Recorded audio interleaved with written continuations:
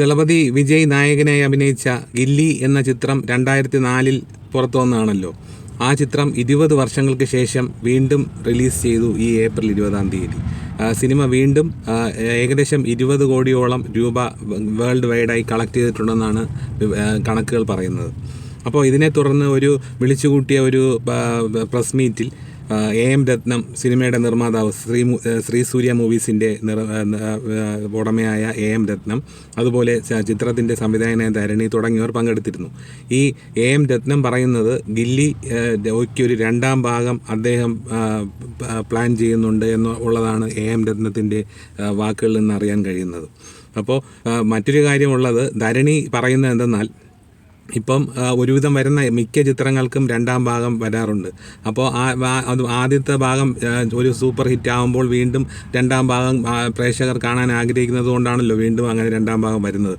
ഈ 2003 ഈ ധൂൾ സിനിമയ്ക്ക് ശേഷം ധരണി ഈ മഹേഷ് ബാബു അഭിനയിച്ച തെലുങ്ക് ചിത്രമായ ഒക്കടു എന്ന ചിത്രം കാണുവാൻ ഒരിടയുണ്ടായി. അതിനെ തുടർന്നാണ് ഈ സിനിമ തമിഴിൽ റീമേക്ക് ചെയ്താൽ എന്ത് എന്ന് ഈ ധരണി ആലോചിക്കുന്നത്. അങ്ങനെ AM രത്നത്തിനെ കണ്ടു, അതായത് ശ്രീ സൂര്യ മൂവീസിൻ്റെ ഉടമയെ കണ്ടു. അദ്ദേഹത്തിനോട് ഈ ചിത്രത്തിൻ്റെ റീമേക്ക് അവകാശം വാങ്ങിക്കുവാൻ ധരണി ആവശ്യപ്പെടുകയാണ് ഉണ്ടായത്.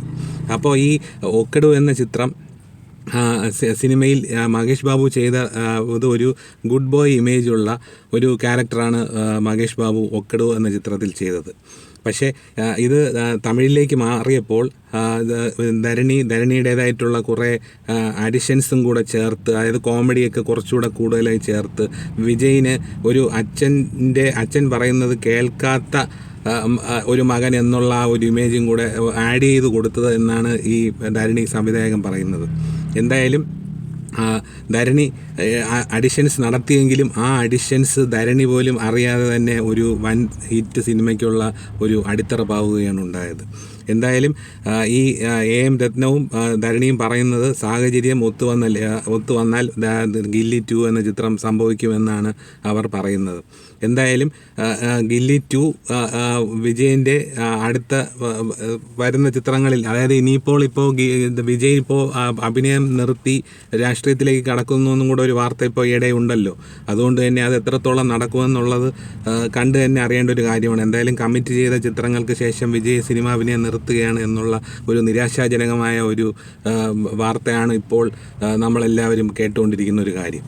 എന്തായാലും ഗില്ലി 2 എന്ന ചിത്രം സംഭവിക്കട്ടെ, അതൊരു വൻ സക്സസ്സായി മാറട്ടെ. എന്തായാലും അങ്ങനെയല്ലേ നമുക്ക് പറയാൻ പറ്റൂ. വിജയനെ ആരാധിക്കുന്ന, വിജയനെ സ്നേഹിക്കുന്ന പ്രേക്ഷകരോട് എല്ലാവർക്കും ഒന്നേ പ്രാർത്ഥിക്കാൻ കഴിയൂ. വിജയ് അഭിനയം നിർത്താതിരുന്നാൽ മാത്രമേ നമുക്ക് ഇനിയും എൻ്റർടൈൻമെൻറ്റിൻ്റെ പുതിയ മേഖലകളിലേക്ക്, പുതിയ ചിത്രങ്ങളിലേക്ക് മാറി നമുക്ക് കാണുവാൻ അവസരമുണ്ടാവുകയും വിജയ് എന്ന താരത്തിൻ്റെ സ്ക്രീൻ പ്രസൻസ് തന്നെ നമുക്കൊരു വല്ലാത്തൊരു ഫീൽ ഉണ്ടാക്കുന്ന, അല്ലെങ്കിൽ നമ്മളെ ഒരു ആനന്ദത്തിൽ ആറാടിക്കുന്ന ഒരു മനുഷ്യനാണ് ഈ വിജയ് എന്ന ദളപതി വിജയ്.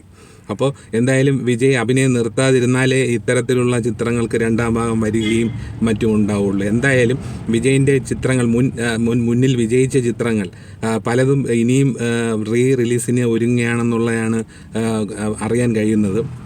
എന്തായാലും മറ്റൊരു കാര്യം കൂടെ ഉള്ളത്, തമിഴ്നാട്ടിൽ ഇപ്പോൾ വരുന്ന തമിഴ് ചിത്രങ്ങളെല്ലാം തന്നെ വേണ്ട വിജയം കൊയ്യാതിരിക്കുന്നത് കാരണം ഈ തിയേറ്റർ ഉടമകൾ പഴയ ചിത്രങ്ങൾ, സക്സസ്സായ പഴയ ചിത്രങ്ങൾ വീണ്ടും റിലീസിന് ഒരുക്കാനുള്ള തയ്യാറെടുപ്പിലാണ്. അങ്ങനെ അവർ ആവശ്യപ്പെട്ടിരിക്കുകയാണെന്നൊക്കെയാണ് പറയുന്നത്. എന്തായാലും ഇത് റിലീസ് എന്ന ആശയം വളരെ നല്ലൊരു കാര്യം തന്നെയാണ്.